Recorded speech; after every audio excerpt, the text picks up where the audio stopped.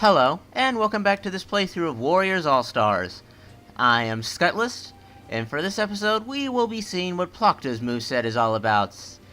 Sooner or later, we're going to eventually reach a point where I actually don't have a new moveset to demonstrate. But anyway, for this episode, we will be recruiting Mitsunari Ishida in the Resourceful Tactician. Let's get started.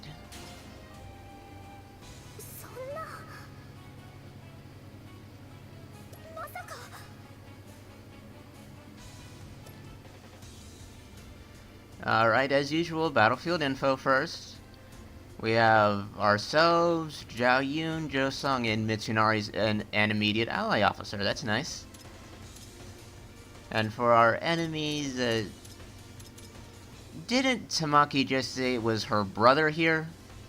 Setsuna is her cousin. Oh well. Alright then, let's get started. Now then, for Plokta's moveset, let's start off with her C1 as usual. Her C1. The interesting thing I note about the C1 is that it almost functions like a magnet, because enemies seem to get drawn into it to be zapped and then thrown away. Anyway, her C2. Her C3.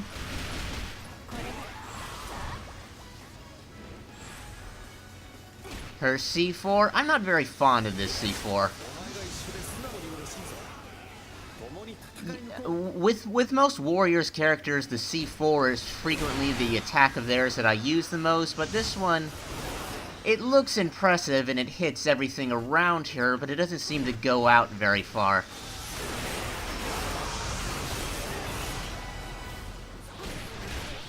Anyway, her C5. I like her C5. She just summons a giant fish to land on her enemies.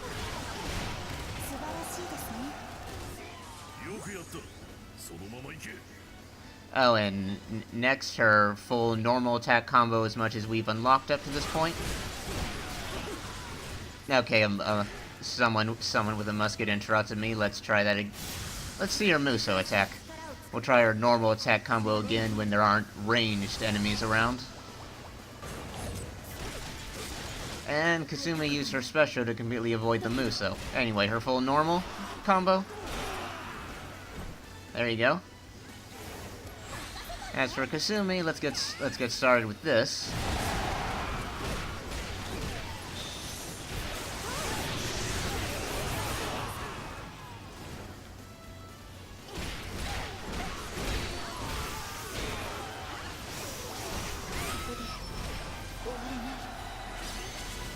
Alright, now to finish off this base. And now we can get to Mitsunari's aid. A random note, amongst all of the pre-existing Koei Tecmo characters in this game, Mitsunari is probably my favorite of them, followed very closely by Oka from Tokuden.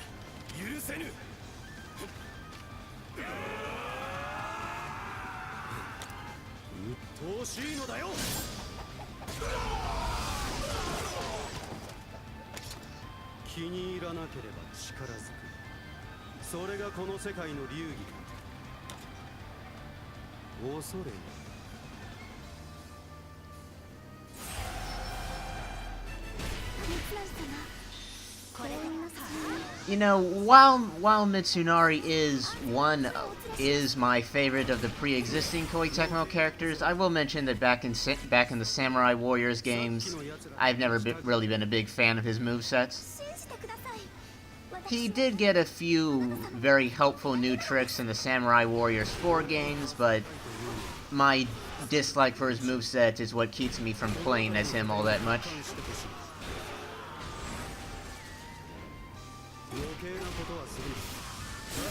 Okay, let's see if we can actually hit an enemy officer with the Muso this time. No, it seems he somehow negated that as well. Huh. Well, he's not negating this.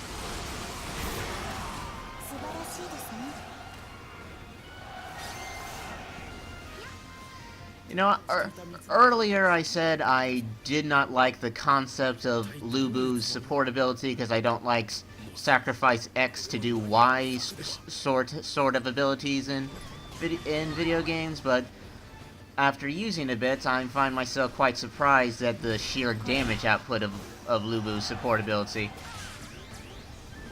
Though considering who Lubu is in his own games, I guess it's not that surprising that it hits so hard.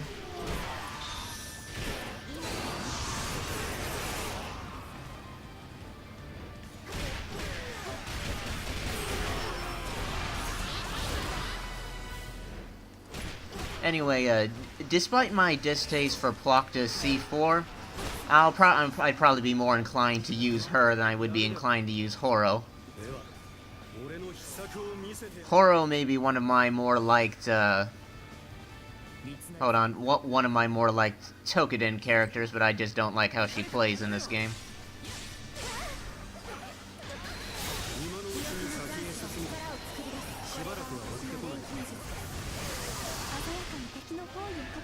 Sooner or later, we'll get an enemy officer we can actually hit with that. I think my allies knocked our niece away. Wait, where is she going?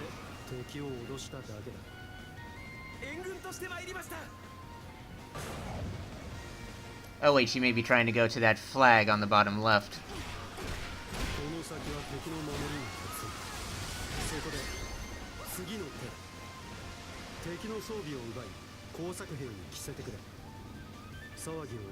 Huh, enemy officers all over the place. I don't precisely need to do this, but let's rush.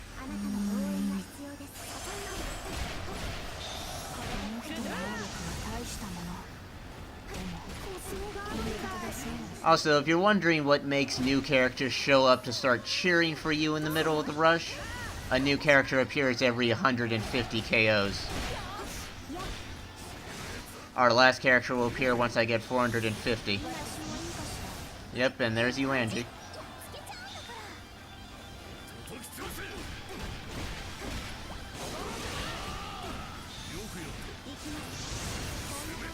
Oh yeah, and your KO counter in the middle of your rush is only for the rush itself. Now that the rush is over, I've gone back to my 823 KO count.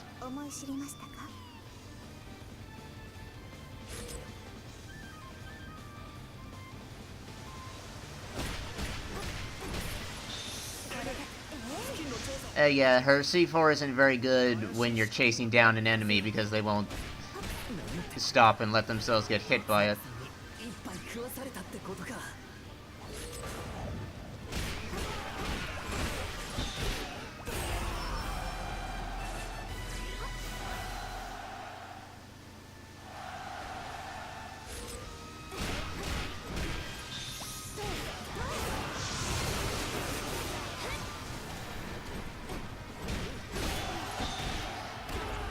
Her C5 just makes me feel like a comedian throwing a rubber fish around.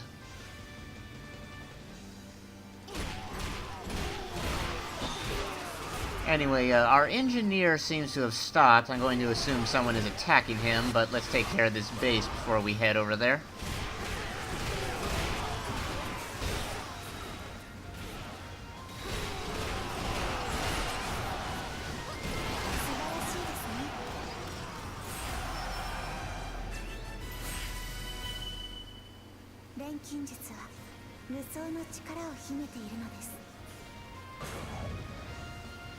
And the engineer is starting to lose HP. He has to be getting attacked by someone. You know, that's happened quite a few episodes, but I'm not sure I've actually talked about it yet. Sometimes your allied bases will have beams of light coming down to hit them. That's caused by an enemy base. Look at the map. Do you see hold on. Do you see an enemy base represented with a bow and arrow? So long as a base with a bow and arrow is present. Oh, an enemy engineer. So long as an enemy base with represented by a bow and arrow is present, you will. Oh wait, that's not an enemy. Then why can I target him? So long as an enemy base with a bow and arrow is present, I don't see a bow and arrow. It must be that one on the bottom with the flag. Okay, let's try this one final time. So long as a base with a bow and arrow is present, your other bases can be shot with projectiles.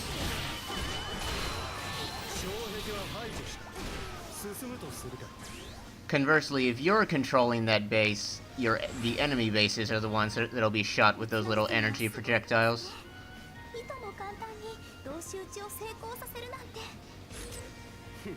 Anyway, Marie Rose.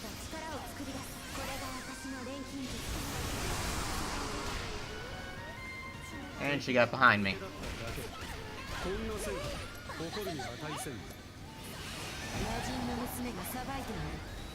What's knocking me into the air? It couldn't be Marie Rose's attack. She was too far away.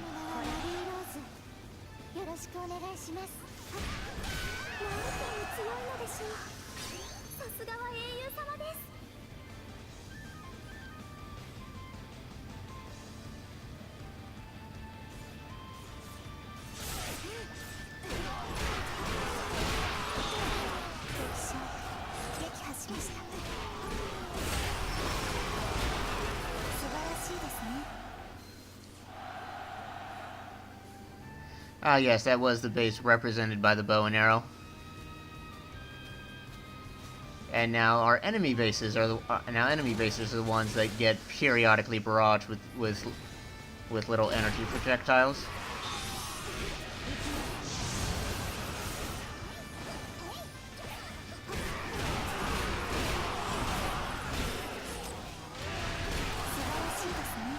I'll take the time to note that while the energy projectiles can harass your enemies, don't count on the projectiles taking a base for you. For one, you have to actually be one of the characters in your army has to be standing in the base for it to actually be converted to your side.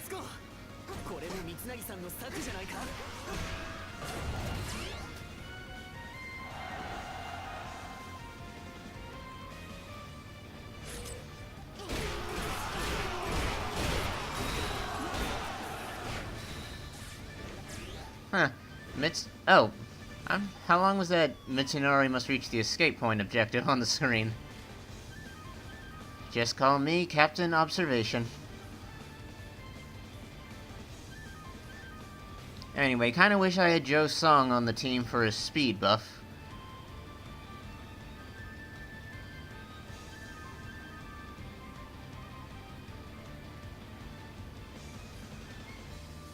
Anyway, is he fighting someone?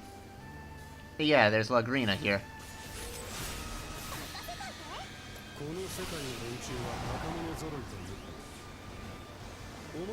And I can no longer attack. Looks like that was the end of this battle. I kinda figured I'd get into a fight with Setsuna before the end, but I guess not.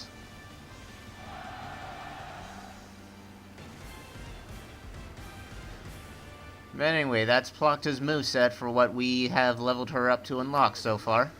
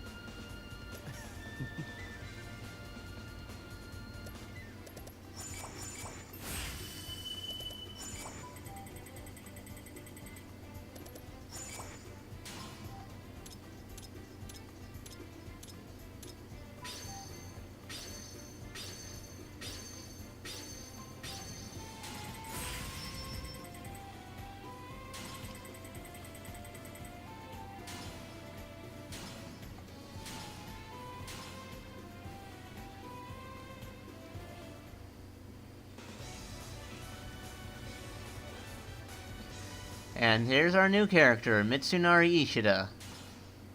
Let's see, and no new character recruitment battles have popped up, so next time we can get back to the main story. With either the Indifferent Prince, True Intentions, or... hold on, where was it? Truth and Memories. So we'll just see which one we get to next time. In the meantime, I'll be spending my time looking at what Mitsunari has to offer off camera. So until next time, I hope you enjoyed this, and I'll see you next time.